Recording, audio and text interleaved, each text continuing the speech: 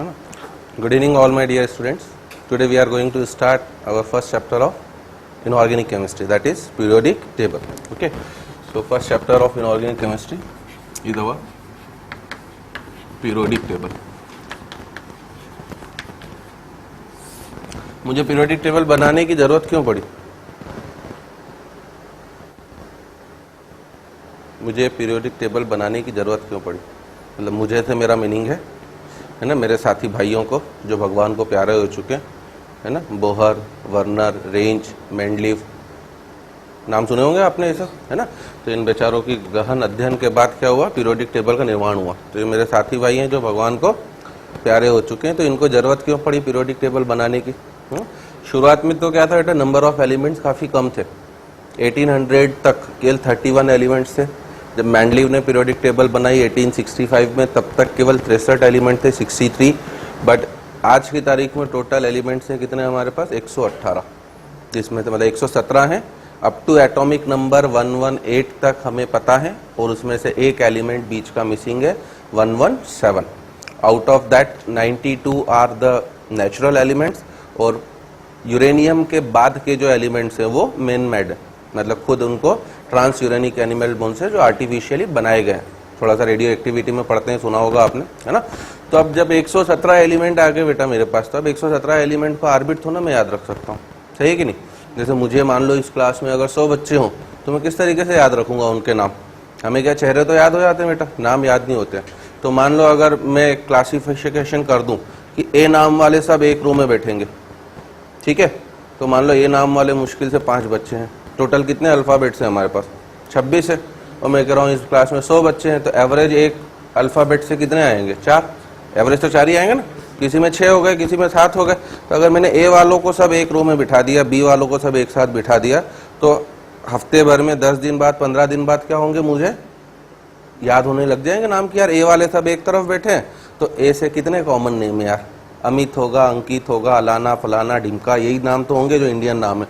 तो अपने आप मेरे को क्या हो जाएंगे, याद हो जाएंगे. तो अगर पीरियोडिक टेबल को भी मैंने एलिमेंट्स को एक सिस्टमाइज पैटर्न में अरेंज कर दिया, तो उससे एलिमेंट्स क्या हो जाते हैं, मुझे याद हो जाते हैं, है ना, कि कौन से एलिमेंट कहाँ पर आएगा, उसकी क्या क्या प्रॉपर्टीज हैं. क्योंकि इनऑर्गेनिक केमिस्ट्री में मुझे क्या करना पड़ता है, डेप्थ में समझना पड़ता है कि हर एलिमेंट की प्रॉपर्टी क्या है, ठीक है ना. जब भी हम किसी भी ब्लॉक को ओपन अप करेंगे, जैसे एस ब्लॉक पढ़ाऊंगा जब मैं आपको, तो एस ब्लॉक में मैं क्या पढ़ाऊंगा? 2 चीजें पढ़ाऊंगा. पहली चीज तो फिजिकल प्रॉपर्टीज ऑफ एलिमेंट्स. अब अगर एक साथ सब एस ब्लॉक के एलिमेंट आ गए और मुझे एक एलिमेंट की प्रॉपर्टी पता है, तो मुझे सभी एलिमेंट्स की क्या होंगे बेटा, प्रॉपर्टीज पता पड़ जाएंगी. तो मेरा जो याद रखने वाला काम है वो भी क्या हो जाएगा, काफी कम हो जाएगा. इलेक्ट्रॉनिक कॉन्फ़िगरेशन लिखने का काम क्या हो जाएगा, आसान हो जाएगा. हर प्रॉपर्टी को स्टडी करना मेरे लिए क्या हो जाएगा, आसान हो जाएगा. दैट्स व्हाई पीरियोडिक टेबल अपने आप में एक काफी बढ़िया क्या था, इन्वेंशन था. खूब बढ़िया खोज है कि आपने एलिमेंट्स को एक सिस्टमाइज पैटर्न में क्या करके रख दिया है, अरेंज करके रख दिया है. आ रही मेरी बात समझ में, ठीक है ना. तो डेफिनेशन में हम लोग पीटी की यही लिखेंगे बेटा कि periodic table is a systematic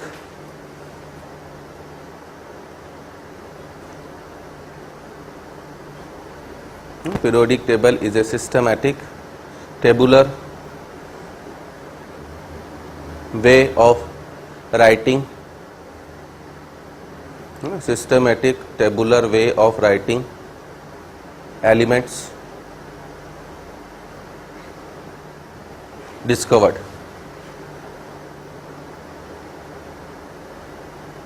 ठीक है, ये सिस्टमैटिक टेबुलर वे में हम लोग एलिमेंट्स को, पीरियोडिक टेबल देखी होगी सभी ने आपने, तो उसकी तरह से हम लोग अरेंज करते हैं. अब हम लोग आते हैं पहले अर्लियर अटेम्प्ट्स पे.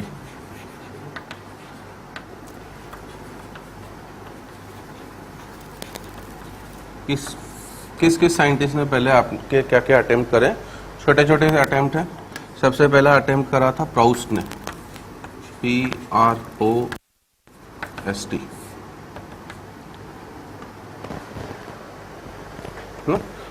प्राउस्ट ने इतना बोला बस कि ऑल द एलिमेंट्स आर क्या, aggregation of hydrogen and their properties are integral multiple of hydrogen. क्या ये सही हो सकता है? नहीं, है ना. जो दिमाग में आया उसको उसने क्या कर दिया, बक दिया. जैसे मैं क्या करता हूँ, आपसे कोई ऑर्बिट सवाल पूछूं तो आपको आंसर पता तो अच्छी बात है, नहीं तो क्या करोगे आप, ऑर्बिट बक दोगे कि गाय हमारी माता है, हमको इतना ही आता है, बाकी तेरी मर्जी, तेरे को बताना है तो बता, नहीं तो छोड़ दे, ठीक है ना. तो वही हिसाब है कि प्राउस्ट के दिमाग में जो भी आया उसने बोल दिया, बस इतना सा लिख लेना हमें, है ना। और ये कि according to Proust all the elements are aggregation of hydrogen atom. According to Proust, all the elements are aggregation,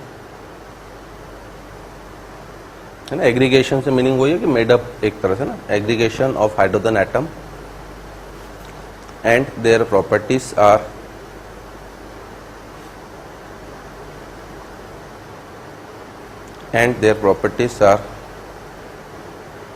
integral multiple of hydrogen.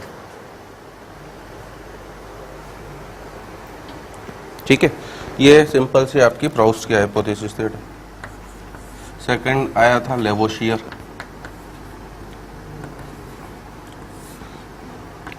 Lavoisier को फादर ऑफ केमिस्ट्री भी बोला जाता है, इसने काफी डिस्कवरीज करी हैं दूसरे चैप्टर्स में भी, ठीक है। एंड अकॉर्डिंग टू लेवोशियर ने किस तरह से क्लासीफाई करा, he classify the elements into metals and non metals.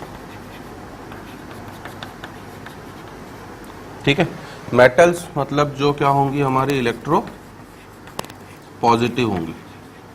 What is the meaning of electro positive, जो आसानी से इलेक्ट्रॉन को क्या कर दे, लूज कर दे, है ना। तो इलेक्ट्रो पॉजिटिव का मतलब भी होता है जो आसानी से इलेक्ट्रॉन को लूज कर दे, जैसे सोडियम है, तो आसानी से इलेक्ट्रॉन लूज करके किस में बदल जाएगा हमारा, Na प्लस इलेक्ट्रॉन। और नॉन मेटल्स जो होती हैं, दीज आर इलेक्ट्रो नेगेटिव, ठीक है ना, जो इलेक्ट्रॉन्स को क्या करेंगे, आपका गेन करेंगे, जैसे Cl है प्लस इलेक्ट्रॉन अगर ले लेता है तो ये कन्वर्ट हो जाएगा किसमें, Cl minus.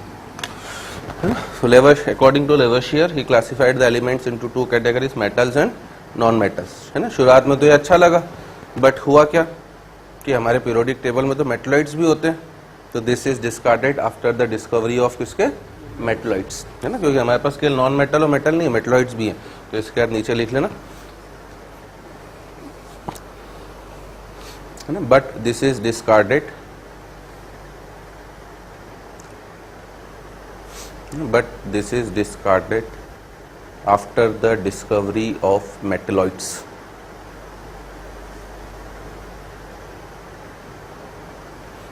But this is discarded after the discovery of metalloids. ठीक है ना। तो मेटलॉइड की डिस्कवरी के बाद क्या हो गया, इसको भी हमने फेल मान लिया कि ये भैया नहीं हो सकता। ठीक है, अब आता है तीसरा हमारा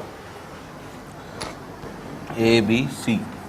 सी था आपका डोबेरी नर्स ट्राइट्स,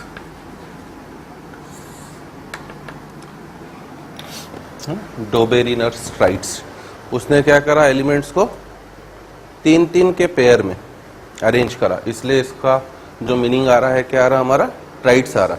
और इस तरह से अरेंज करा कि जो मिडिल वाला एलिमेंट है बेटा, उसका एटॉमिक मास क्या होगा, is the average of elements present at the corner, ठीक है ना। तो लिखना इसमें, है ना, ये मेंस के लिए पूछ सकता छोटी छोटी चीजें, हालांकि हमारे लिए तो बस ज्यादा इंपॉर्टेंट कौन सी पीरियोडिक टेबल होती, मैंडलीव की और long form of periodic table जो रनिंग है, बट ये मुश्किल से 15-20 मिनट आधे घंटे में हो जाएगा, तो इनके बारे में भी जानकारी हो मुझे। तो डोबेरिनर ट्राइट्स में लिख लेना हमारा कि है ना, he arrange the elements in a group of 3, he arranged the elements into group of 3 known as trites. He arranged the elements into group of 3 known as trites, है ना। ट्राई एटॉमिक जैसे बोलते हैं ना, ट्राई का मतलब ही क्या होता है बेटा, 3। तो यहाँ पे ट्राइट्स इसलिए बोला जा रहा है क्योंकि उसने कितने में अरेंज करा, 3 में, है ना। And according to him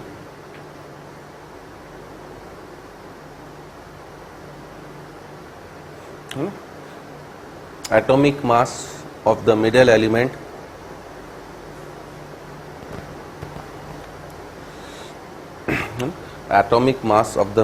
element is the average of atomic mass of the middle element is the average of atomic mass of other two elements present in the trite.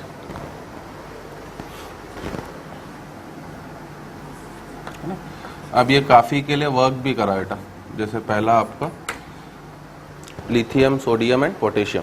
अब मुझे लिथियम का atomic mass पता है 7, Na का कितना होता है 23, potassium का कितना आपका 39। तो अगर आप 7 + 39 एवरेज कैसे लिया जाता है, बाय 2 करना है। अब 39 + 7 कितना होगा 46, 46 का आधा कितना 23, देख लो हो गया ना मैच, समझे। तो इस तरह से उसने अरेंज करा हमारा। सेकेंड जैसे बेरिलियम, मैग्नीशियम, कैल्शियम। अब बेरिलियम का कितना होता है 9, मैग्नीशियम का 24, कैल्शियम का कितना होता है आपका 40। तो अगेन मैं 9 और 40 का एवरेज लेता हूँ, तो 9 + 40/2 मतलब कितना 24.5। तो देख लो नियरली क्या हो गया, वापस फिर से आपका हो गया, है ना। तो इस तरीके से उसने अपना ये दिया और काफ़ी सारे पेयर्स को उसने अरेंज करा, है ना। इसके अलावा जैसे कैल्शियम, स्ट्रॉन्शियम, बैरियम, इसको भी उसने अरेंज करा 40, 88, 137। Apart from that phosphorus, arsenic, antimony 31, 75, 120, है ना। Apart from them sulphur, selenium, tellurium, है ना 32, 79, 127, है ना। इसके अलावा जैसे Cl, Br, I 35.5, है ना। Br का 80, 127, है ना। So in this way he arrange various elements in the group of triads, जिसमें हर बार यही होगा आपका, है ना। एवरेज निकाल लोगे, है ना। आगे मैं निकाल नहीं रहा हूँ, 2 बता दिए। तो आप इन सबका एवरेज देखो, 40 + 137 कितना होगा 177, और 177/2 कर दोगे आप तो लगभग कितना 87.5 के आसपास, ठीक है ना। तो ये 88 है, तो नियर अबाउट क्या आ रहा हमारा, सेम आ रहा। तो इन चीज़ों को डोबेरिनर्स क्या बोला जाता है, ट्राइड्स, है ना। हो सकता है देयर माइट बी चांस कि वो ऑब्जेक्टिव में पूछ ले कि इनमें से कौन सा वैलिड है कौन सा नहीं है। तो एटॉमिक मास क्या होगा आपको प्रॉब्लम में गिवन होगा, आप तो बस सेट देख लेना कि एवरेज आ रहा कि नहीं आ रहा है। अगर आ गया एवरेज तो आप बोलोगे कि इट इज एप्लीकेबल, नहीं आया तो आप मना कर दोगे कि दिस इज नॉट डोबेरिनर्स ट्राइड्स, है ना। जैसे ये फेल इसलिए हुआ क्योंकि इसमें एक्सेप्शन भी है ना। इसमें क्या है आपका एक्सेप्शन, जैसे F, Cl और Br। अगर आप इन्हें ले लेते हो तो F का कितना है 19, Cl का कितना 35.5, Br का कितना 80, है ना। अब अगर मैं लेता हूं तो 19 + 80/2, तो 99/2, और 99/2 का मतलब 49.5, और यहाँ पर कितना आ रहा है 35.5। तो क्या यहाँ पर ये एप्लीकेबल हो रहा है, नहीं हो रहा है ना। तो इस तरह से पूछ सकता है कि इनमें से किस पेयर में नहीं लग रहा है, तो एक्सेप्शन भी लिख लेना है ना। और इसके अलावा जैसे एक आधा पेयर ये भी कॉमनली जो ऑब्जेक्टिव्स में पूछा जाता है, FeCO(Ni), इसके ऊपर भी लागू होता है। इन तीनों का एटॉमिक मास जो है वो नियरली क्या होता है आपका सेम होता है। तो जैसे यहाँ पर आपने 6 तक लिखे ना, 7वां पेयर ये भी लिख लेना, एक्सेप्शन भी डाल देना, ठीक है ना। तो this is known as our next classification, Dobereiner's triads.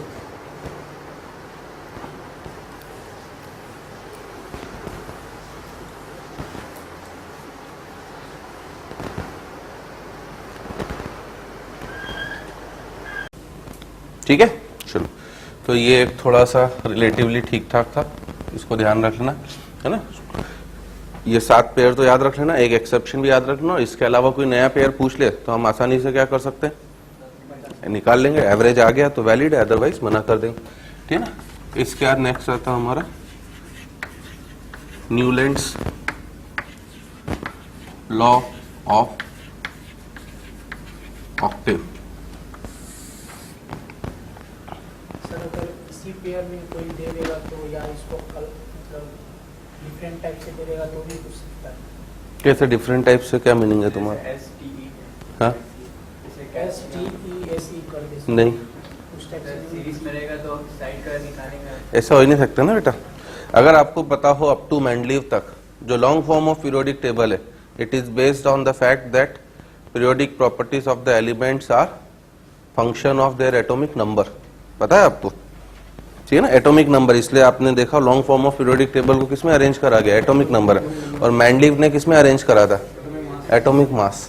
तो इसका मतलब जो मुझे एलिमेंट्स अरेंज करे हुए मिलेंगे वो इंक्रीजिंग ऑर्डर ऑफ एटॉमिक मास में मिलेंगे। तो ऐसा तो ना होगा कि सल्फर को 32 यहाँ पटक दे, फिर बीच में टी को डाल दे 127, फिर पीछे उसको डाल दे।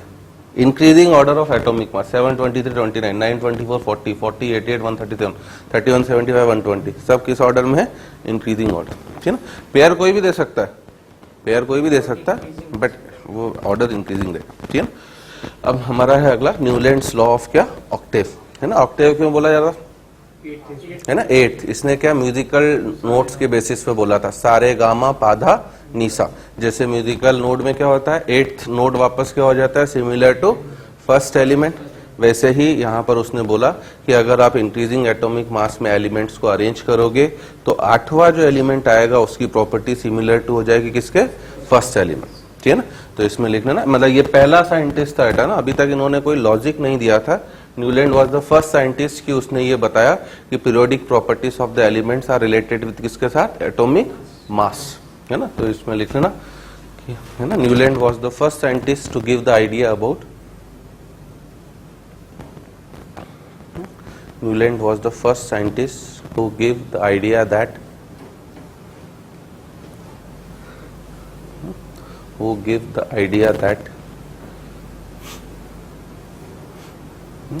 periodic properties of the elements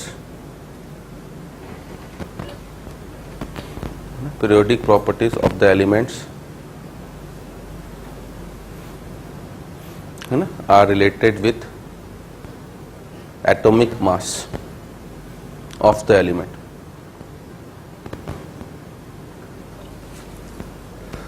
are related with atomic mass of the element,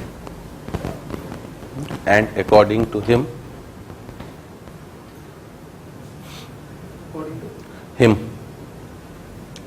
when elements are arranged, है ना, दिस इज इनऑर्गेनिक केमिस्ट्री था, तो यू कैन फील कि this is theoretical not numerical. है ना। मूल कॉन्सेप्ट में तो क्या करा होगा आपने? एक फार्मूला लिखा और 4-5 सवाल करे। इसमें कोई फार्मूला दूंगा भी तो सवाल नहीं कराऊंगा, क्योंकि इसमें केवल थ्योरी है ना। तो थ्योरी को ही ढंग से मुझे लर्न करना है। According to him when elements are arranged in increasing order of atomic mass, है ना, then 8th element starting from the first, then 8th element starting from the first will have similar properties to first element। when 8th element starting from the first will have similar properties to first element, है ना, like musical notes. तो लिखने को ये चीज जरूर लिखेंगे कि हम लोगों ने इसे सारे गा मा पा धा नी और सा की तर्ज पर बनाया गया था, है ना। 1 2 3 4 5 6 7 और क्या 8। तो ये 8वां वापस सा पहले के बराबर हो गया। तो इस तरीके से उसने बनाया था, है ना। Lithium, beryllium, boron, carbon, nitrogen, oxygen, fluorine, then sodium, magnesium, aluminium, silicon, phosphorus, sulphur, chlorine, then potassium and calcium, है ना। इसका लिमिटेशन तो ये है आपका, ये 8वां एलिमेंट हो गया। This is our first element. तो ये कौन सा एलिमेंट हो गया? 8वां, है ना। अब वापस इसको 8वां मानोगे तो ये कौन सा एलिमेंट हो जा रहा है आपका? 9 10 11 12 13 14 और 15। तो फिर से 8 के अंतर पे आया। तो लिथियम, सोडियम, पोटेशियम, मुझे पता ही है कि इनकी प्रॉपर्टीज क्या होती है बेटा? एक जैसी होती, ठीक है ना। तो इस तरीके से उसने ये अपना लॉ दिया। बट ये फेल क्यों हो गया, है ना? इसके क्या ड्रॉबैक थे, पहले ये नोट कर लेना।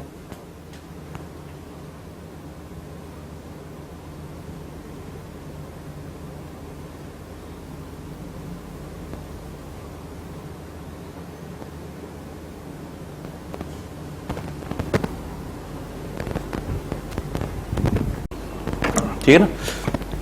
अब इसके क्या ड्रॉबैक थे, क्या रीजन थे, तो आप इसके ड्रॉबैक्स लिख सकते हो। पहला drawback, valid up to calcium,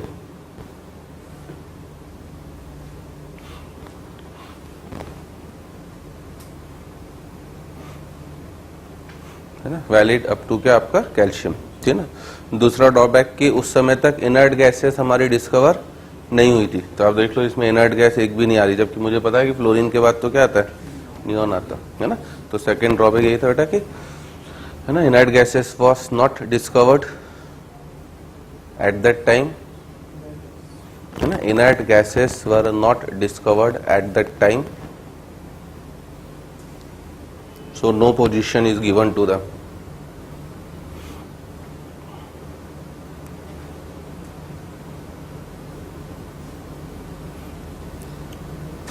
ठीक है।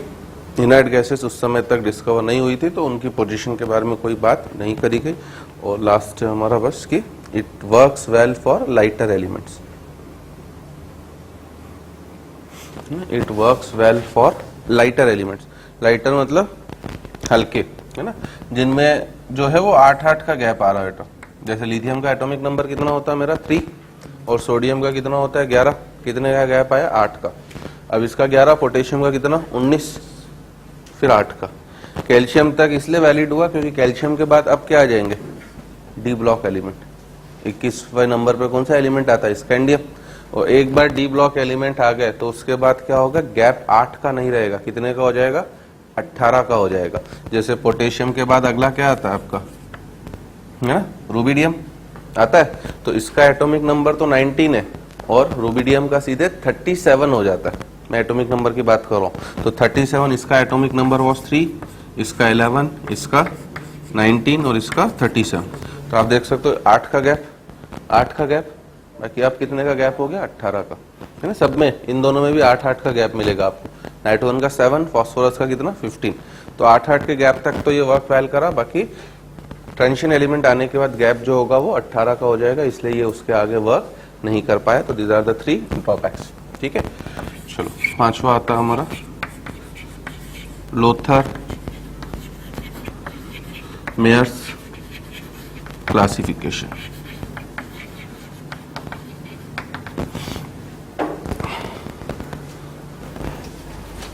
So next is our Lothar-Meyers classification, ठीक है। इसमें सबसे लिखना है, सबसे पहली चीज कि Lothar-Meyer calculated the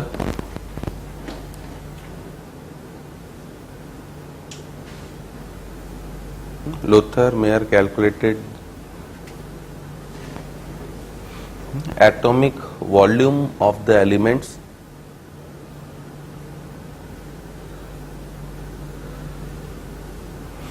Lothar-Meyer calculated atomic volume of the elements, है ना, by dividing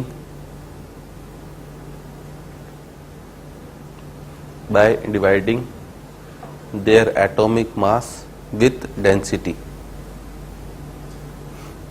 by dividing their atomic mass with density in solid state,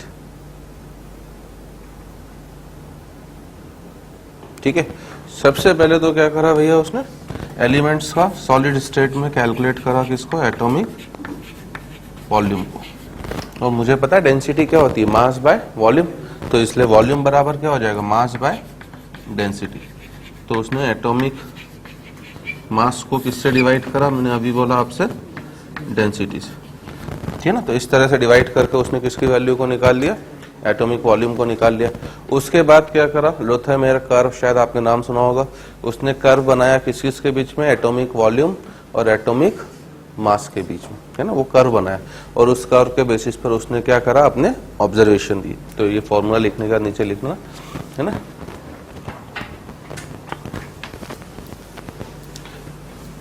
फॉर्मूले का नीचे लिखना कि देन ही plotted curve for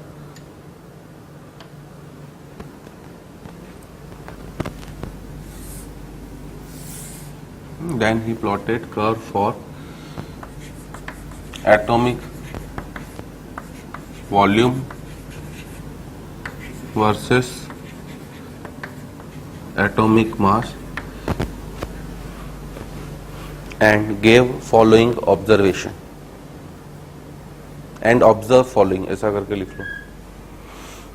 Then he plotted curve for atomic volume and atomic mass and observe following.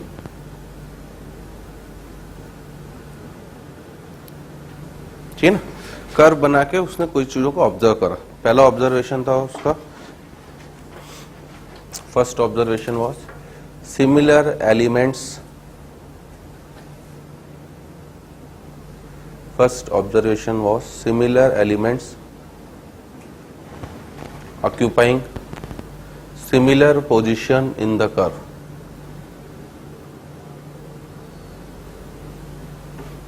Similar elements occupying similar position in the curve. ठीक है. Same element जो है बेटा, जिनकी प्रॉपर्टीज नियर अबाउट क्या है, सेम है, उनकी कर्व में पोजीशन भी क्या है, सेम है. ठीक है. सेकेंड ऑब्जर्वेशन था alkali metals occupying crest of the curve, है ना. क्रेस्ट के ब्रैकेट में भले डाल देना top portion. Alkali metals occupying crest bracket में top portion of the curve. Portion of the curve. Wave देखी होगी ना आपने, वेव का टॉप मोस्ट पॉइंट क्या कहलाता है, क्रेस्ट, और बॉटम मोस्ट है ट्रफ. तो एल्कली मेटल कहां पर आ रही थी, कर्व के टॉप पर, क्रेस्ट. थर्ड ऑब्जर्वेशन था alkaline earth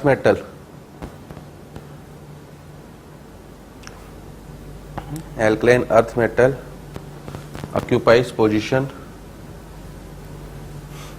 Alkaline earth metal occupies position in the middle of descending portion of the curve. Alkaline earth metal occupies position in the middle of descending portion of the curve.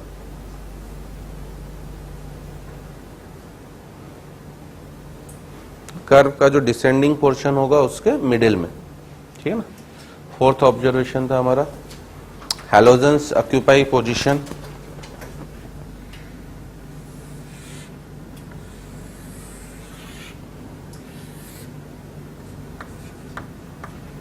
Halogens occupy position, है ना, in the ascending portion of the curve.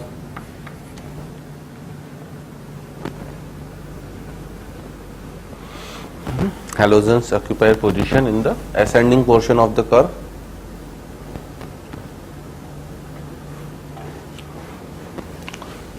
और last observation था transition metals occupy position at the bottom of the curve.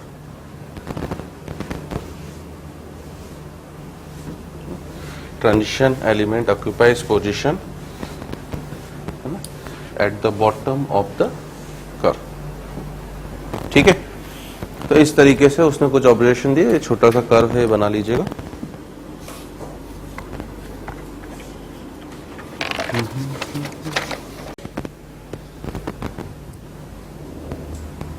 ठीक है ना. तो Newlands law of Octave, डोबेनियर-स्ट्राइड, और ये छोटे छोटे कभी कभी आपसे पूछ लेता है.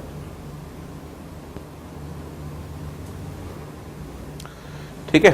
अब हमें पता है कि पीरियोडिक टेबल एक बार बन जाए, उसके बाद मुझे पीरियोडिक क्या पढ़नी, प्रॉपर्टीज भी पढ़नी है ना. Density, atomic volume, ionisation energy, electron affinity. JEE Mains में जैसे इस साल क्वेश्चन आयनाइजेशन एनर्जी के ऊपर आया था, अगर आपको ध्यान हो तो एटॉमिक वॉल्यूम भी क्या होती है बेटा, एक पीरियोडिक प्रॉपर्टी है. तो इसने पहला साइंटिस्ट था जिसने बताया कि atomic volume which is a physical property of the element is related with किससे, आपका एटॉमिक मास. यहाँ से थोड़ा साइंटिस्ट को आइडिया आया कि भैया प्रॉपर्टीज जो हैं वो एटॉमिक मास के ऊपर क्या है, डिपेंड कर. न्यूलैंड्स ने तो हल्का सा आइडिया दिया था, उसने उसको क्या करा, जस्टिफाई भी करा. बट इसकी भी कोई प्रैक्टिकल यूटिलिटी नहीं है. क्यों नहीं है? क्या मैं बार बार हर एलिमेंट का एटॉमिक वॉल्यूम निकालने जाऊंगा, फिर क्या उसका मास निकालने जाऊंगा, ठीक है ना, फिर क्या कर्व बनाने जाऊंगा. समझ रहे हो मेरी बात. तो इस वजह से इसको डिस्कार्ड इसलिए करा गया था क्योंकि इसकी कोई भी प्रैक्टिकल यूटिलिटी नहीं है, है ना. अब मुझे तो भैया टेबल बनी हुई है, उसको में याद रखना आसान है, इसमें कब तक याद रखूंगा कौन सा पोज कर्व ऊपर है, कौन सा पोज कर्व हमारा नीचे है। और ऐसे तो शो करने के लिए हमने 5-6 एलिमेंट शो करे बेटा, मैंने क्या बोले टोटल एलिमेंट्स कितने मेरे पास 117 एलिमेंट्स है ना, मैं कर्व में शो कर पाऊँ, सही है कि नहीं, ठीक है ना। तो बस इसमें लिख लेना कि on the basis of the above curve,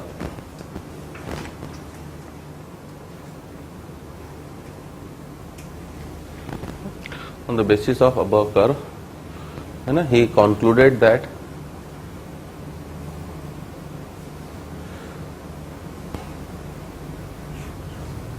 है ना periodic properties of the element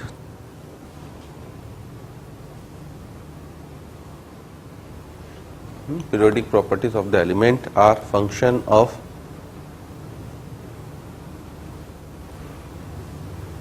periodic properties of the element are function of atomic volume,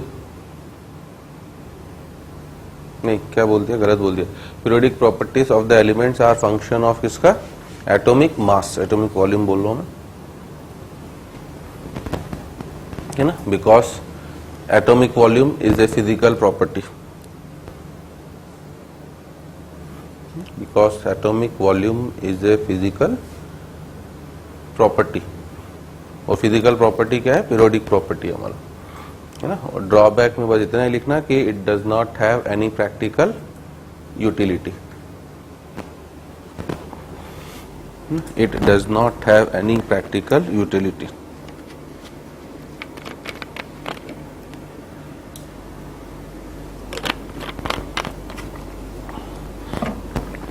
ठीक है ना।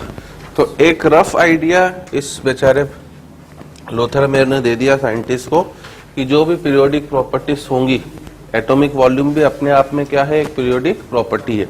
तो इसने एक रफ आइडिया दे दिया कि पीरियोडिक प्रॉपर्टी जो होती है वो पीरियोडिक फंक्शन ऑफ किसकी होती है, एटॉमिक मास। ये एक आइडिया मिल गया और इसी चीज को आगे एक्सटेंड करा किसने, हमारा मेंडलीव ने। तो नेक्स्ट हमारा आता है Mendeleev's periodic table. Out of this 6 सबसे अच्छा काम मेंडलीव का ही है, इस वजह से इसे आज भी क्या करा जाता है, डिस्कस करा जाता है ना। तो बस इसमें लिखना है ना, उस समय तक क्या एलिमेंट जितने भी नोन थे उनको उन नॉन एलिमेंट्स को मेंडलीव ने काफी अच्छे ढंग से क्या करा, क्लासिफाई कर दिया था। तो मेंडलीव पीरियोडिक टेबल में लिख लेना कि अकॉर्डिंग टू मेंडलीव्स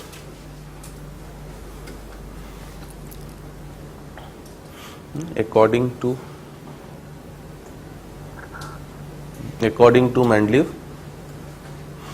है ना, periodic properties of the elements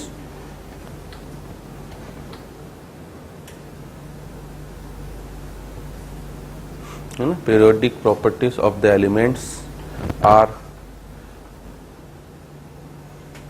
है ना periodic function of their atomic masses,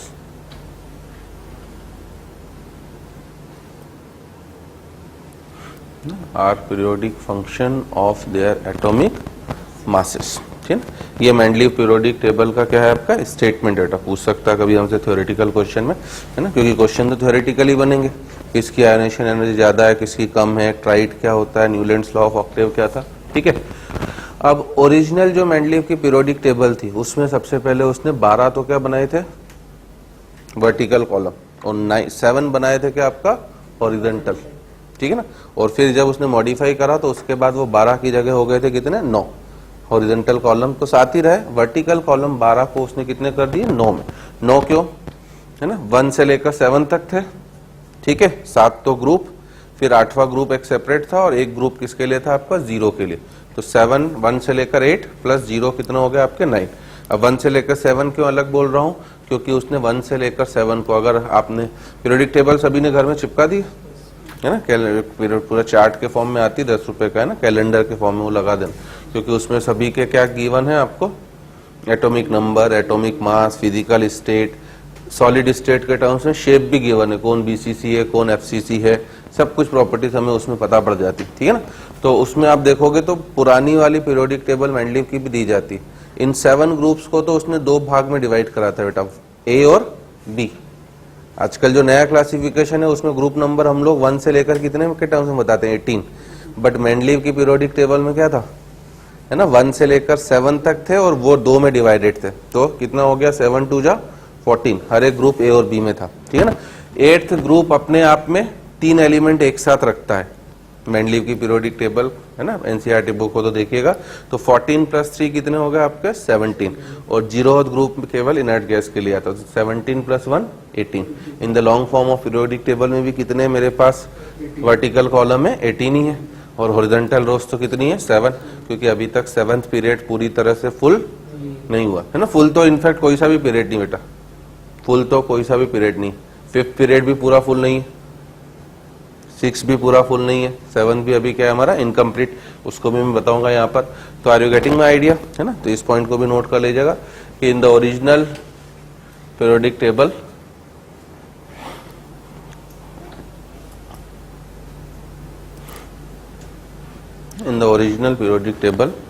of Mendeleev,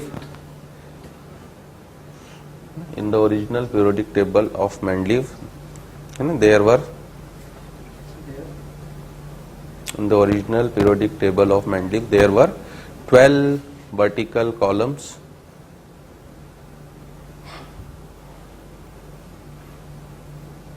known as groups, 12 vertical columns known as groups, and 7 horizontal rows known as period, 7 horizontal rows known as periods, ठीक है। but in the modified form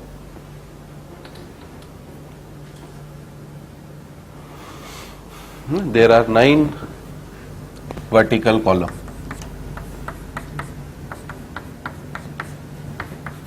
ठीक है, and 7 horizontal rows,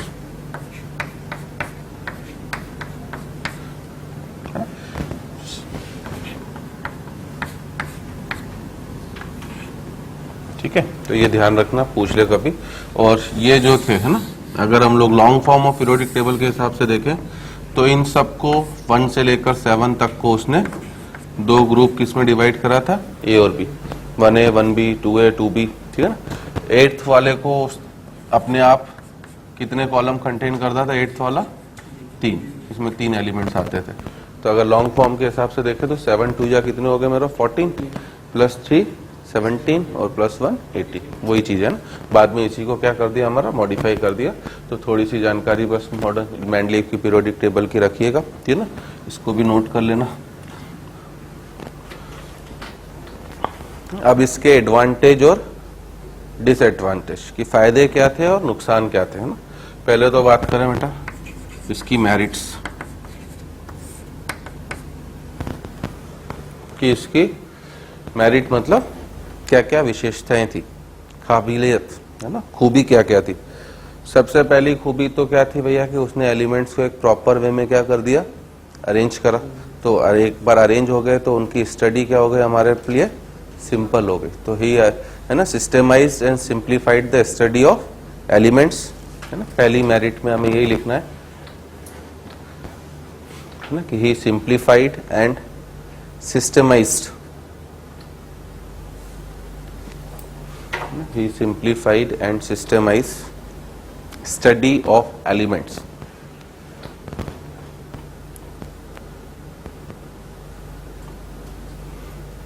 ठीक है ना। उसने elements की study को क्या करा, सिंपल और सिस्टमाइज बना दिया, ताकि हमें एक एक को अलग अलग ना पढ़ना पड़े, पहला। दूसरा है ना कि बीच बीच में उसने काफी सारी क्या छोड़ी थी, खाली जगह छोड़ी थी नए एलिमेंट्स की डिस्कवरी के लिए, और वो पूछ लेता कभी कभी कौन कौन से डिस्कवर हुए, तो मैं बता रहा हूँ याद रखने की ट्रिक भी। तो सेकेंड पॉइंट हम लोग यही लिखेंगे बेटा, सम वैकेंट स्पेसेस लेफ्ट, है ना, for discovery of new elements having similar properties.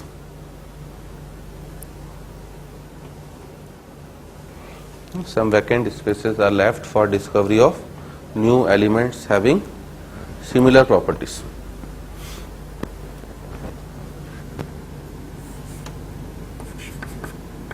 ठीक है। और इसके बेसिस पर कौन कौन से डिस्कवर हुए ना, एका सिलिकॉन, है ना। इसको इसने नाम दिया था क्या, कौन सा एलिमेंट है, एका सिलिकॉन मतलब जर्मेनियम, है ना। एका एल्यूमिनियम, ये कौन सा था हमारा, गैलियम, है ना। एका बोरॉन बी, ठीक है ना, ये कौन सा था, स्कैंडियम। और एका मैंगनीज, ये था आपका टीसी, टाइटेनियम, समझे। तो ये सबसे ज्यादा तो फर्स्ट सेकंड खूब ज्यादा पूछे जाते हैं कि कौन कौन से एलिमेंट डिस्कवर हुए। अब जैसे सिलिकॉन डिस्कवर था, सिलिकॉन के नीचे क्या आता है हमारा, जर्मेनियम। तब तक जर्मेनियम डिस्कवर नहीं हुआ था, तो उसने क्या करा, उसकी जगह खाली जगह छोड़ दिया। बाद में डिस्कवर हो गया तो साइंटिस्ट ने उसको उठाकर वहां रख दिया, है ना। इनको याद रखने का देखो, है ना, तरीका है ना, लर्निंग ट्रिक। इनऑर्गेनिक में मैं खूब बताऊंगा, याद भी तो होना चाहिए ना बेटा, भूल जाएंगे हम लोग तो याद रखने का तरीका है हमारा सीता, ऐसा ही है ना, सीता, ये गीता, जी मतलब गीता, है ना। सीता गीता से अलग, एल्यूमिनियम है और गैलियम है, तो इन दोनों को मिला के हमने क्या कर दिया, अलग बना दिया, अल और ग, अलग, है ना। बीएससी नहीं, ये बीएससी हो गया मेरा, है ना, बीएससी नहीं एमटेक है, समझे। तो इस तरीके से क्या हो जाएगा, मुझे याद हो जाएगा। अगर वो टेस्ट वेस्ट में एग्जाम में पूछ ले कौन कौन से एलिमेंट, एका सिलिकॉन का नाम क्या है, तो जर्मेनियम याद हो गया, सीता गीता से अलग नहीं, सीता गीता से अलग बीएससी नहीं एमटेक है, तो पूरे 8 याद हो जाएंगे किसके लिए क्या था, है ना। तो ये ट्रिक्स मैं आपको खूब याद रखने के तरीके बताऊंगा मेरी क्लासेस में, क्योंकि इनऑर्गेनिक ट्रिक से ही क्या होगी, याद होगी। तो that was the second merit of Mendeleev कि उसने काफी सारे नए एलिमेंट्स को डिस्कवर करने के लिए पहले से ही जगह स्पेस छोड़ के रखी हुई थी, है ना। सीता गीता से अलग, बीएससी नहीं एमटेक। कुछ खा के आया हो कि नहीं आया, खाना ना खाया दिन को, पता नहीं, आवाज ही नहीं निकल रही। कई लोग तो ऐसे गुस्से से बैठे हुए बिल्कुल एंग्री यंग मैन की तरह, है ना। हिरवानी अकेले मिल तब तेरे को बताते हैं, है ना, कौन सीता कौन गीता। मैं अकेले मिलता ही नहीं बेटा कभी भी, है ना, बॉडीगार्ड लेके घूमता हूँ मैं सलमान खान को, ठीक है। तीसरा जो एडवांटेज था इसका हमारा, है ना, third advantage was correction of atomic weight of the elements.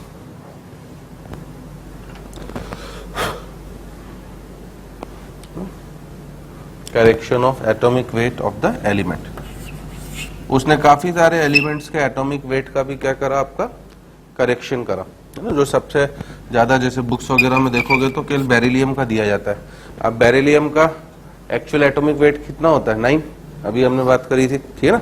But शुरुआत में जब डिस्कवर हुआ बेटा तो बोला गया था कि इसका एटॉमिक वेट कितना है, 13.5। तो इसने मैंडलीव ने इसे करेक्ट करके प्रूव करा कि इसका एटॉमिक वेट कितना है, 9, है ना। वो सब बात की बातें कैसे करा उससे हमें कोई मतलब नहीं, हमें बस तीसरा इसका मेरिट ध्यान रखना है, करेक्शन ऑफ क्या आपका एटॉमिक वेट, है ना। बेसिकली करा उसने वैलेंसी से, 14.5 इसलिए लिया गया क्योंकि इसकी वैलेंसी 3 ली गई थी, जबकि इसकी एक्चुअल वैलेंसी कितनी होती, 2। तो 13.5 को 3 से डिवाइड कर दो, 4.5 एंड मल्टीप्लाई इट बाय 2, तो 4.5 का डबल कितना, 9। तो that is the correction of atomic weight. और किस किस का करेक्शन करा इसने, यूरेनियम, बेरिलियम, है ना, इंडियम, एयू और पीटी, है ना। सबसे ज्यादा बेरिलियम का पूछा जाता है, इसको भी याद रखने का कोड है आपका, है ना, यू बेईमान इंसान, समझे, यू बेईमान इंसान। और हमें पता है ये सबसे महंगे किस, पूरी दुनिया किसके लिए लड़ रही बेटा, सोने के लिए। भारत को तो सोने की क्या बोला जाता था, चिड़िया, पूरा अंग्रेज उठा के ले गए। तो सोना और उससे महंगा भी क्या चल रहा है हमारा, प्लेटिनम। तो यू बेईमान इंसान, है ना, गोल्ड प्लेटिनम चुराते हो, कीड़े पड़ेंगे तुमको, समझे। तो इस तरीके से हम लोग याद रखेंगे कि यू बेईमान इंसान गोल्ड प्लेटिनम चुराते हो, नीचे लिखना हो तो लिख लेना, कीड़े पड़ेंगे तुमको।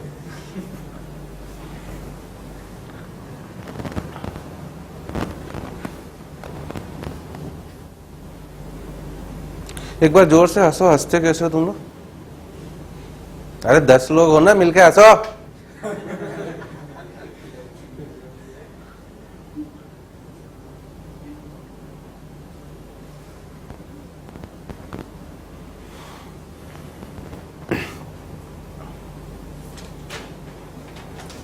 ठीक है, ये तो एडवांटेज हो गया बेटा। अब हर चीज के फायदे हैं, तो मैं आत्महत्या कर लूंगा? अरे यहीं पे बोलोगे नहीं तो कुछ है, सर पटक पटक के जान दे दूंगा। हर चीज के फायदे हैं तो क्या होंगे, नुकसान भी होंगे, ठीक है ना। तो अब हम लोग इसकी डीमेरिट्स की बात करेंगे, है ना। नुकसान क्या क्या है?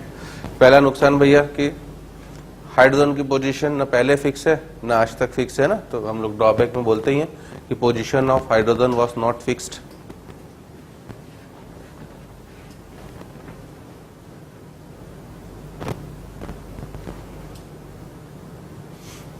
है ना। दूसरा कि मेंडलीव की पीरियोडिक टेबल किसके ऊपर बेस्ड है, एटॉमिक नंबर की एटॉमिक मास, एटॉमिक मास। और अगर एटॉमिक मास से रखोगे तो आइसोटॉप्स के एटॉमिक नंबर तो सेम होते हैं, बट एटॉमिक मास तो क्या होता है, अलग अलग।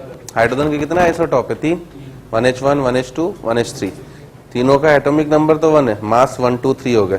तो अगर मास अलग अलग है बेटा, तो हमें पीरियोडिक टेबल में आइसोटॉप्स के लिए भी पोजीशन देनी चाहिए थी, तो इसने आइसोटॉप के लिए कोई भी पोजीशन नहीं दी। लॉन्ग फॉर्म में तो एटॉमिक नंबर है, अगर देनी भी होगी तो तीनों वहीं पर आएंगे एक ही पोजीशन पर, क्योंकि इट इज बेस्ड ऑन किसके ऊपर, एटॉमिक नंबर, है ना। कॉन्सेप्ट है, ऐसा नहीं कि केवल थ्योरी है, समझना है हर चीज को। सेकंड टॉपिक यही है कि no separate position was given for isotopes, no separate position was given for isotopes, ठीक है। थर्ड, एनोनॉमस पोजीशन ऑफ लैंथेनाइट्स एंड एक्टेनाइट्स, है ना। एनोमोलस मतलब एबनॉर्मल जिसको बोल सकते हो, ANOMOLOUS, anomalous position of lanthanides and actinides, उनकी पोजीशन भी पूरी तरह से क्या थी, आपका फिक्स नहीं थी, है ना। तो ये छोटे मोटे पॉइंट है। चौथा सबसे ज्यादा पूछा जाता है, जो फोर्थ पॉइंट है वो सबसे ज्यादा इंपॉर्टेंट है, कि अगर increasing order of atomic mass correct होता तो कायदे से क्या होना चाहिए था, है ना। आपको पता होगा कि आर्गन का एटॉमिक मास कितना होता है, 40, और पोटेशियम का एटॉमिक मास कितना है, 39। तो पहले क्या आना चाहिए कायदे से, पोटेशियम, और बाद में क्या आना चाहिए था, आर्गन। बट आता क्या है, पहले आर्गन बाद में पोटेशियम। तो ये फोर्थ वाला ड्रॉबैक सबसे ज्यादा पूछा जाता है, जिसमें लिख लेना बेटा कि incorrect position of various elements according to their atomic मास।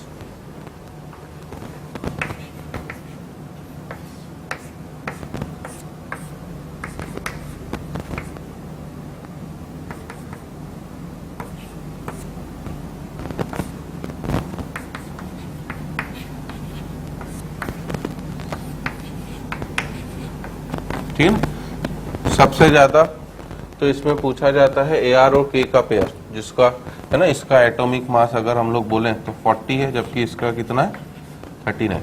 तो this is the most common कि पहले AR आया बाद में पोटेशियम आया, बट पूछने के लिए वो सभी पूछ सकता है आपसे, और इसको भी है ना याद रखने का कोड है। देखो, आमिर खान, नाम सुना होगा ना आमिर खान का आपने, किसके ऐड में आता था, पेप्सी के कि कोक के?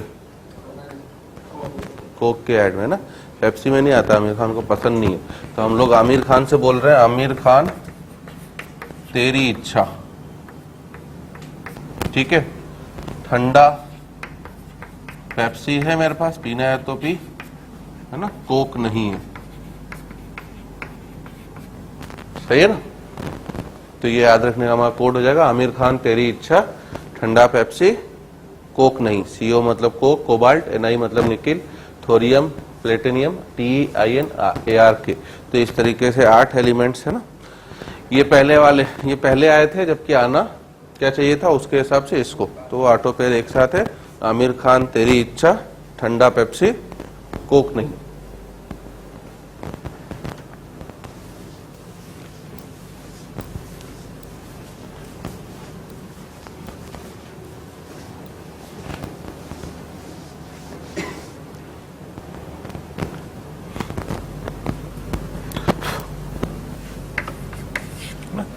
फाइनली धक्के खाते खाते सब कुछ सीखते सिखाते हम लोग हमारी आते हैं किसके ऊपर, मॉडर्न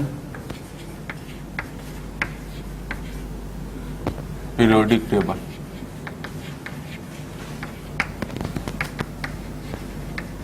है ना, और इसी को हम लोग क्या बोलते हैं, long form of periodic table.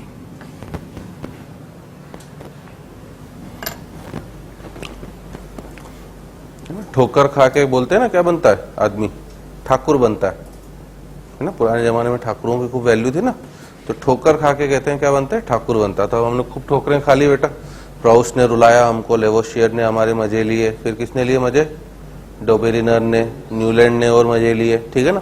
फिर उसके बाद लोथर मेयर बोला कि लोग कर्व बनाओ बैठ के, मेंडलीव बेचारे ने थोड़ा सा हमारा काम क्या करा, आसान करा। उसी को हम लोग आगे बढ़ के अब ठोकर खा के हम ठाकुर बन चुके हैं, और अब हम लोग हमारी फाइनल पीरियोडिक टेबल जो हम लोग पढ़ते आते हैं और जिसे अब हमें पढ़ना है, जिसे लॉन्ग फॉर्म ऑफ क्या बोला जाता है, पीरियोडिक टेबल। और ये बेस्ड थी किसके ऊपर, मोसलेस के स्टेटमेंट के ऊपर, है ना। मोसले ने क्या करा था, काफी सारे एलिमेंट्स का एटॉमिक नंबर निकाला था, है ना। मोसले अपना एक्सपेरिमेंट करवा रहा था, उसने क्या करा, इलेक्ट्रॉन्स की बम्बार्डमेंट करवाई किसके ऊपर, मेटल्स के ऊपर, और उनसे जो एक्स रेस प्रोड्यूस हुई, उन एक्स रेस की फ्रीक्वेंसी का स्क्वायर रूट जो था, रूट न्यू, वो उसने देखा तो मेटल की या जो भी एलिमेंट था उसके एटॉमिक नंबर के क्या था, आपका डायरेक्टली प्रोपोर्शनल था। तो ये इसलिए मोसलेस लॉ कहलाता हमारा, under root of root nu equals to a into Z minus b. ये हमारा फॉर्मूला बनता है जिसे हम लोग कौन सा लॉ बोलते हैं, हमारा मोसलेस। ये मोसलेस ने करा, इससे एटॉमिक नंबर निकले बेटा। और बाद में उसने जब एटॉम मोसले ने उन्हें अरेंज करा, इसलिए मोसलेस पीरियोडिक टेबल भी बोला जाता है। हालांकि it is the contribution of 4 scientist, है ना, बोहर, रेंज, वर्नर और बरी। बोहर बरी नाम सुना होगा आपने, और इसे बोहर पीरियोडिक टेबल भी कभी कभी बोला जाता है। क्यों, बिकॉज ये बोहर का क्लासिफिकेशन फॉलो करती है बेटा, है ना। बोहर ने जिनको 4 ब्लॉक्स में डिवाइड कर दिया, एस ब्लॉक, पी ब्लॉक, बीच में डी ब्लॉक, नीचे बॉटम में क्या आपका एफ ब्लॉक, है ना। एफ का मतलब ही क्या होता है, फालतू।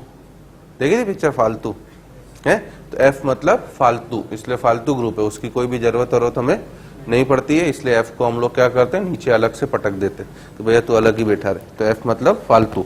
हमारा काम केवल किससे होगा, एस, पी और डी से, ठीक है ना। तो थोड़ा सा लिखने का लिख लेना बेटा। Modern periodic table is based upon Moseley's law,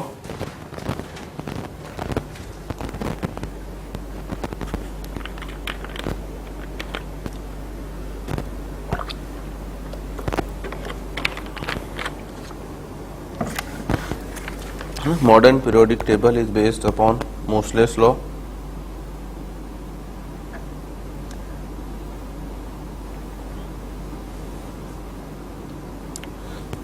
ठीक है ना, and according to it periodic properties of the elements, periodic properties of the elements are periodic function of their atomic number. Periodic properties of the elements are periodic function of their atomic number. ठीक है ना। अभी तक आप क्या बोल रहे थे, एटॉमिक मास बोल रहे थे बेटा, अब आप आगे किसमें, एटॉमिक नंबर, है ना। मेंडलीव की पीरियोडिक टेबल का एक और ड्रॉबैक था जो हमने लिखा नहीं बेटा, कि वो मेंडलीव पीरियोडिसिटी को एक्सप्लेन नहीं कर पाया। What is the meaning of periodicity, एक प्रॉपर्टी का बार बार कुछ इंटरवल के बाद क्या होना, रिपीट होना। कि क्यों आखिर मेंडलीव ने एक साथ कई सारे एलिमेंट्स एक साथ क्यों रखे, वो इसलिए रखे कि भैया उनकी प्रॉपर्टीज क्या थी, हमारा सिमिलर थी। बट मेंडलीव इसको एक्सप्लेन नहीं कर पाए, ये भी एक लिमिटेशन था कि he could not explain the cause of periodicity, है ना। और इसमें हम लोगों ने क्या करा, उसको एक्सप्लेन कर दिया, है ना।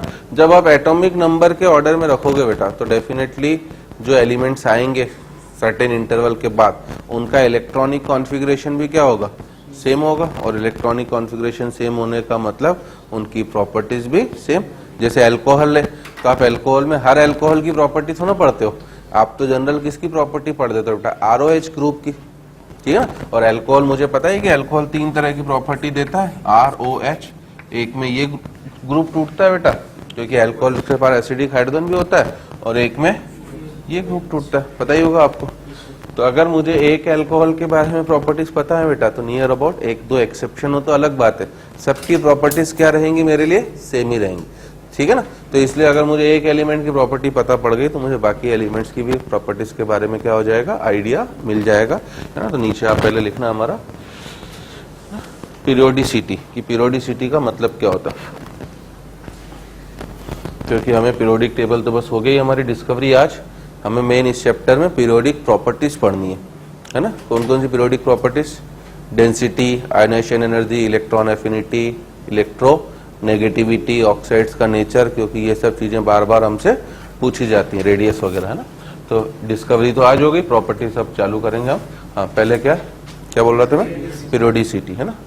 तो पीरियोडिसिटी की डेफिनेशन लिखना, repetition of similar properties of elements,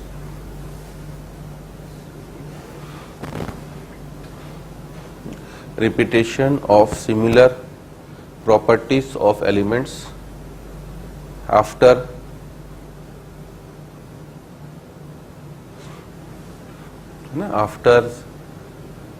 certain regular interval of time,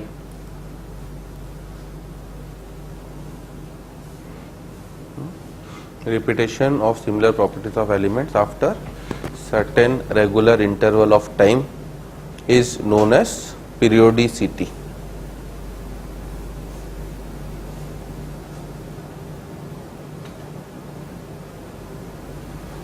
is known as क्या हमारा, periodicity, ठीक है। और अगला लिखना हमारा नीचे अब cause of periodicity,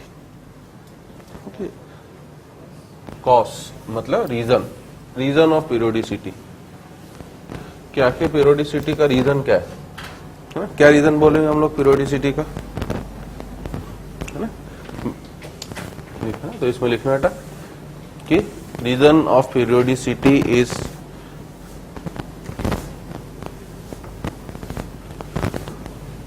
reason of periodicity is repetition of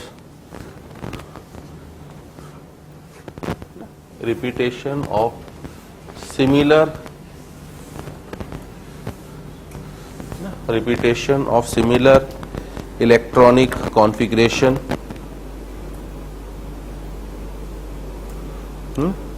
similar electronic configuration of elements, repetition of similar electronic configuration of elements after regular interval of time,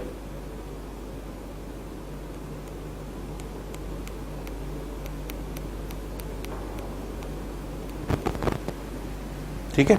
ये हमारा क्या है, ये सब चीजें अब आप 12वीं तो पास कर चुके हो, अदरवाइज है ना जो 11th या 12th के स्टूडेंट हो उनको मेरी एडवाइस है कि ये सब डेफिनेशन आपसे पूछी जा सकती है स्कूल एग्जाम में, ठीक है ना। What is the modern periodic law या statement, first question what is the meaning of periodicity, okay. And third जैसे what is the reason of periodicity, because for JEE mains and advance we have to score good marks in the school exam also. तो school exam के लिए ये सब question आपके लिए काफी ज्यादा इंपॉर्टेंट है ना। बस डिफरेंस इतना है कि हम लोग क्वेश्चन नहीं लिखाते हैं, सीधे क्या लिखवा देते हैं आपको, आंसर। और जो स्कूल का टीचर होता है वो पहले लिखाता है डिफाइन मॉडर्न पीरियोडिक लॉ, तो हम वो नहीं लिखाएंगे डिफाइन मॉडर्न पीरियोडिक लॉ, हम सीधे आपको क्या लिखाएंगे, आंसर, कि modern periodic law is that periodic properties of the elements are periodic function of their atomic number, है ना। व्हाट इज पीरियोडिसिटी, तो मैंने सीधे आंसर लिखा दिया, periodicity is the repetition of properties after certain regular interval of time. What is the reason of periodicity, because of similar electronic configuration या valential configuration, okay.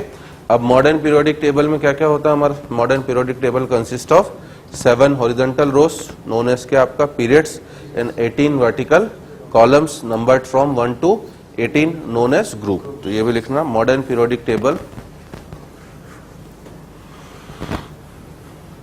modern periodic table contains 7 horizontal rows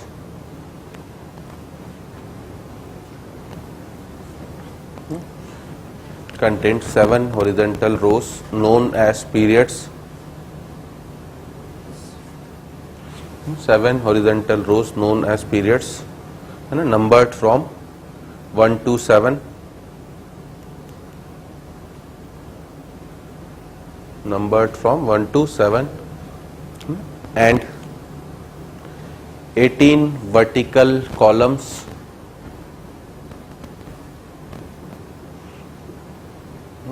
18 vertical columns known as, numbered from, पहले ये लिखना known as की जगह, numbered from 1 to 18.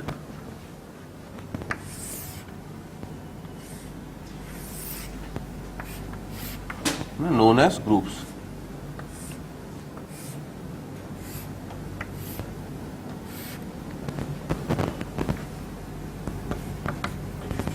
ठीक है ना, ये आपका फर्स्ट पीरियड, ये पीरियड है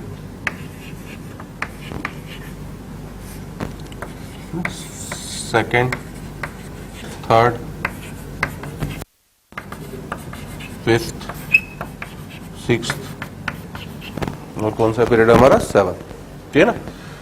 अब क्या होता है हमारा, यहां से जो होता है ये वाले एलिमेंट,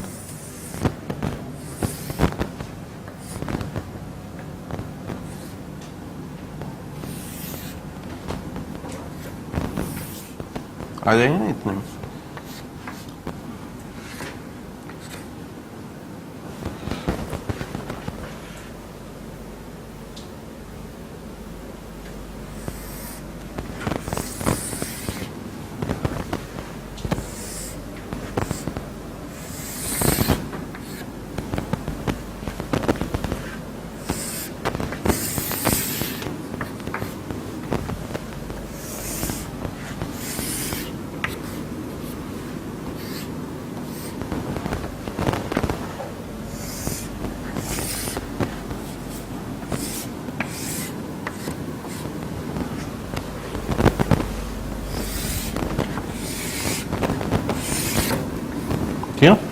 फर्स्ट पीरियड आप सभी को पता होगा क्या होता है हमारा, very short period.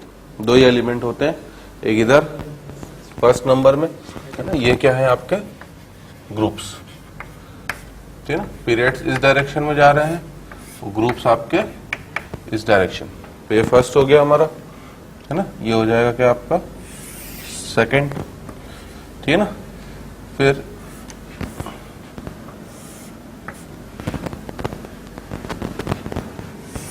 Third, fourth, fifth, sixth, 7, 8, 9, 10, 11, 12, 13, 14, 15, 16, 17 और ये आपका 18 बन जाएगा इस तरीके से। तो फर्स्ट में हमारे पास केवल 2 ही जगह एलिमेंट्स होते हैं, कहाँ कहाँ पर, फर्स्ट में और सीधे 18 में। तो दिस इज योर 3, 4, 5, 6, 7, 8, 9, 10, 11, 12, 13, 14, 15, 16, 17 और क्या आपका 18। ये क्या है हमारे पास ग्रुप से। अब अगर मैं एलिमेंट्स को अरेंज करूं तो क्या क्या होंगे मेरे एलिमेंट्स ना। इधर क्या क्या होते हैं, फर्स्ट में hydrogen, lithium, sodium, potassium, rubidium, caesium और फ्रेंशियम। फिर याद रखने का क्या तरीका होता है इसका, है ना, है, ली, ना, की, रब, से, फरियाद। This is the learning code. इसी तरीके से सेकंड में क्या क्या आता है आपके पास, beryllium, magnesium, calcium, strontium, barium और रेडियम। जिसको कैसे याद रखते हैं हम लोग, बेटा, मांगे, कार, स्कूटर, बाप। रोए नहीं रे, राजी बोला करो, है ना। तो क्यों रोएगा बाप, यार स्कूटर मांग रहा है, BMW या कोई ऑडी तो ना मांग रहा है। स्कूटर की क्या वैल्यू बची है आज की तारीख में, कुछ भी वैल्यू नहीं। अब तो 1 लाख में तो कार मिलने लग जाती है, नैनो कार, सही है कि नहीं। तो रोए मत बोला करो, बाप क्या बोला करो, राजी। अब इसके बाद बेरिलियम, बेरिलियम के बाद क्या हो जाता है हमारा, इसमें कोई एलिमेंट्स आएंगे क्या यहाँ पर हमारे पास, नहीं है ना। तो ये दो कॉलम हमारे इसने बनाते वक्त ताकि बन जाए, बना दिया था। ये दो कॉलम हमारे शुरुआत में नहीं रहते हैं, कब कहाँ तक, अप टू 12 तक, ठीक है ना। तो ये आपके फिर से चालू होंगे कहाँ से, 13 से, क्लियर। अब 13 में कौन सा आ जाता है हमारा इसके बाद, है ना, boron, carbon, nitrogen, oxygen, chlorine और क्या आपका इधर क्या क्या होगा, है ना, helium, neon, argon, krypton, xenon और क्या आपका रेडॉन, ठीक है। बोरॉन के बाद एल्यूमिनियम, गैलियम, इंडियम और thallium, carbon, silicon, germanium, tin, lead, nitrogen, phosphorus, arsenic, antimony, bismuth, oxygen, sulphur, selenium, tellurium और polonium, F, Cl, Br, I और At, ठीक है ना। ये जो दो ब्लॉक हैं हमारे, इनको हम लोग क्या बुलाते हैं, हमारे S ब्लॉक, फर्स्ट और सेकंड, ये क्या कहलाते हैं हमारे लिए, S ब्लॉक, ठीक है ना।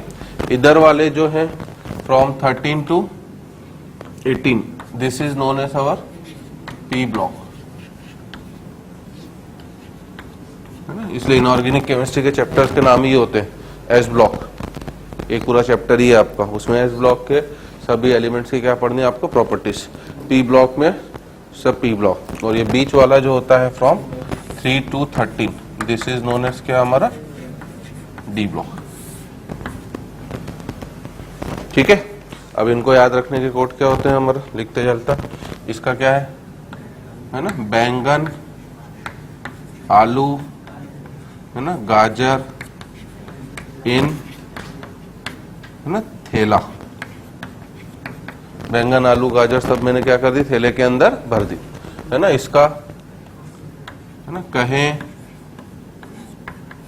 शिवजी सुनो पार्वती, है ना, शिव जी बोल रहे हैं पार्वती से कि सुनो मेरी बात। नॉर्मली पत्नियां कभी भी पति की बात नहीं सुनती बेटा ना, तो शिव जी मना रहे हैं पार्वती माता को कि मेरी बात सुनो, मेरी आवाज सुनो, ठीक है ना। यहाँ पर क्या हो जाएगा हमारा लर्निंग कोड, नाना पाटेकर, है ना, असरानी, सब बेकार, है ना। अब तो सब बेकार हो ही गए, ठीक है। इधर क्या हो जाएगा अगले में, है ना, ओल्ड स्टाइल से टीपोगे तो पिटोगे, है ना। अब तो नई नई मॉडर्न टेक्नोलॉजी आ गई ना, मुन्ना भाई एमबीबीएस देखा ही होगा आपने, बड़ा टफ पेपर है, बड़ा टफ पेपर है, और टीप के, है ना, मोबाइल से टीप के निकल जाता हो, देखिए मुन्ना भाई एमबीबीएस सभी ने, ठीक है ना। तो इसलिए ओल्ड स्टाइल से टीपोगे तो पिटोगे बेटा, नई स्टाइल से टीपो। फिर इधर क्या है ना, फिर कल, है ना, बाहर आई, इस तरीके से आप इन्हें याद रख सकते हो। अब डी ब्लॉक में कहां कहां से क्या क्या चालू होता है, scandium, titanium, vanadium, chromium, manganese, एफी, cobalt, nickel, copper and zinc, ठीक है ना। अब इनको, है ना, जैसे पहले वाले को बात करें तो स्कूटर, यामाहा, ला 1, ये इसका कोड हो जाता है हमारा स्कैंडियम, फिर इटीरियम, ठीक है ना, लेंथेनम और एक्टिनियम, इसका कोड हो जाता है हमारे याद रखने का क्या, टी जरा हाफ, है ना, टी जर्केनियम एंड हाफनियम, है ना। इसका कोड है हमारा वो नवाब था, ठीक है ना, VNB, इसका कोड होता है हमारा क्रोमाटन, क्योंकि इसके नीचे मॉलिब्डिनम और मॉलिब्डिनम के नीचे W मतलब टंगस्टन, तो ये क्रोमाटन हो जाता है। इसका होता है कोड हमारा क्या, मन तक रे, है ना, MNTC और RE, इधर Fe के बाद Ru और OS। तो इसको याद रखने का तरीका ही क्या होता है हमारा, फेरस, फेरस बोला जाता ना, ठीक है। बनानी है आपको, घूरना नहीं है केवल इसको, है ना, ये पूरी चाहिए, क्योंकि periodic table with atomic number याद होना for proper understanding of chemistry is very very much important. तुरंत मुझे एटॉमिक नंबर के साथ, क्योंकि अगर ये याद है तो एटॉमिक नंबर अपने आप क्या हो जाएंगे, आपको याद हो जाएंगे, है ना। वो कैसे याद होंगे, इधर क्या था हमारा, है ना, कौन रहेगा, है ना, IR मतलब आयरलैंड, ठीक है ना। ये है आपका नहीं पढ़ोगे पैलेडियम तो पिटोगे प्लेटिनम। फिर ये है हमारा कौन आगे आया मतलब CU AG और AU, है ना। और ये है हमारा जिनी कनाडा कैडमियम और HG मतलब होगा। तो इस तरीके से ये मुझे पूरी की पूरी पीरियोडिक टेबल क्या होनी चाहिए, याद होनी चाहिए, जिसे हम लोग कौन सी पीरियोडिक टेबल बोलते हैं, मॉडर्न पीरियोडिक टेबल, जिसमें 18 तो आपके क्या है, ग्रुप्स हैं, है ना, इस पोजीशन में, जिन्हें हम लोग वर्टिकल कॉलम्स बोलते हैं, और 7 आपके क्या है, हॉरिजॉन्टल रोज, जिसे आप क्या बोलते हो, पीरियड। तो हमारे पास अप टू कहाँ तक है आपका 7 पीरियड, है ना। इसमें आगे के एलिमेंट डिस्कवर हो गए, बट उनकी हमें उतनी ज्यादा जरूरत नहीं पड़ती है। और इनके नीचे जाके होता है क्या हमारा F ब्लॉक, है ना। तो F ब्लॉक नीचे से आपका, जिसमें कितने एलिमेंट्स होते हैं आपके 14,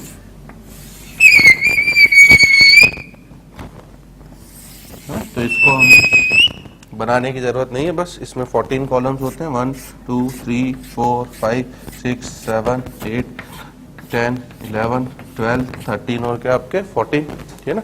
ऊपर वाला होता है किनके लिए, लेंथेनाइट्स, और नीचे वाला होता है किसके लिए, आपका एक्टिनाइट्स, ठीक है ना। तो ये पूरा का पूरा हमारा नीचे वाला होता है कौन सा ब्लॉक, आपका F ब्लॉक। क्लियर। अब छापो इसको, क्योंकि ये आपकी कॉपी में होना चाहिए, है ना। अब इससे एटॉमिक नंबर याद रखने का क्या तरीका हो जाता है हमारा, देखो, है ना। केवल फर्स्ट ब्लॉक के लिए बात करी जाए बेटा, मैजिक नंबर करके कोड होता है हमारा, मैजिक नंबर फर्स्ट के लिए और 18 के लिए, है ना। तो मैजिक नंबर फॉर फर्स्ट अगर मैं बताऊं, है ना, 2 8 8 18 18 और 32।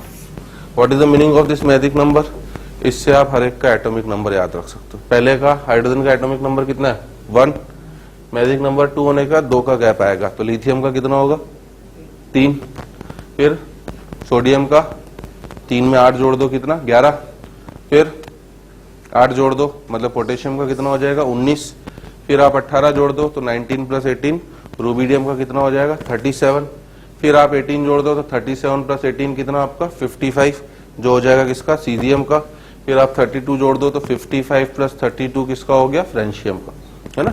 तो ये जो होता है फर्स्ट के लिए, फर्स्ट ग्रुप के लिए और 18 के लिए, 2 8 8 18 18 और 32, इसके लिए भी वही है। इसका एटॉमिक नंबर कितना 2, ठीक है ना। 2 के बाद सीधे कितना, है ना, अच्छा इसमें गलत बोल दिया, 18 के लिए भी, 18 के लिए, हाँ सही तो बोला है, सही बोला गलत बोला, सही है ना। 2 के बाद इसका एटॉमिक नंबर कितना 2, 2 के बाद कितना आपका 8 मतलब 10 18 36 54 86, है ना। तो ये इस तरीके से हो सकता है। पी ब्लॉक के लिए, है ना, 0 ग्रुप को छोड़कर बाकी पी ब्लॉक मतलब कहां से लेकर कहां तक 13 14 15 16 और क्या आपका 17, ठीक है ना। उनके लिए कोड होता है, बोरॉन का कितना होता है 5, फिर एल्यूमिनियम का 13 मतलब 8 का गैप आया, एल्यूमिनियम का सीधे 31, तो 13 के बाद 31 मतलब कितने का गैप आया 18 का। तो फॉर 13 to 17 के लिए जो होता है 8 18 18 और क्या 32, है ना। This things is to be mug up या क्लियर होनी चाहिए फॉर प्रॉपर अंडरस्टैंडिंग ऑफ का पीरियोडिक टेबल। आप किसी का भी बता सकते हो, कार्बन का जैसे कितना है मेरा 6, तो सिलिकॉन का कितना होगा, 8 का जंप आएगा मतलब 14। फिर अगर मैं आपसे जर्मेनियम का पूछूंगा तो 14 प्लस 18 का जंप आएगा 32। फिर अगर मैं आपसे जर्मेनियम के बाद एसएन का पूछूंगा तो 32 प्लस 18 कितना हो गया आपका 50। और अगर मैं आपसे लेड का पूछूंगा तो 50 प्लस 32 कितना हो गया 82। ठीक है ना। तो अगर ये आपको याद है तो ये आप सबके लिए धड़ाधड़ क्या कर सकते हो, सबके एटॉमिक नंबर वगैरह निकाल सकते हो। तो ये हमारा याद होना क्या होना चाहिए, कंपलसरी होना चाहिए ना, स्पेशली इन दोनों को, है ना। डी ब्लॉक में आप सभी को पता है कि डी ब्लॉक में जो मेजर इंपॉर्टेंट रो होती है हमारी, वो हमेशा कौन सी वाली होती है, 3D सीरीज, है ना। इस सीरीज को कौन सी सीरीज बोला जाता है हमारा, 3D, है ना। इसको 4D, 5D और लास्ट वाली के आपका 6D, जो अभी तक कंप्लीट नहीं है। तो for proper clearing of inorganic chemistry, ये periodic table with magic number, with code, atomic number, सब कुछ मुझे क्या होना चाहिए, प्रॉपरली याद होना चाहिए। ठीक है, चलो तो कल हम लोग यहीं से आगे बढ़ेंगे। आप लोगों को बनाना अभी जाना नहीं है, ठीक है। चलो तो कल मिलते हैं।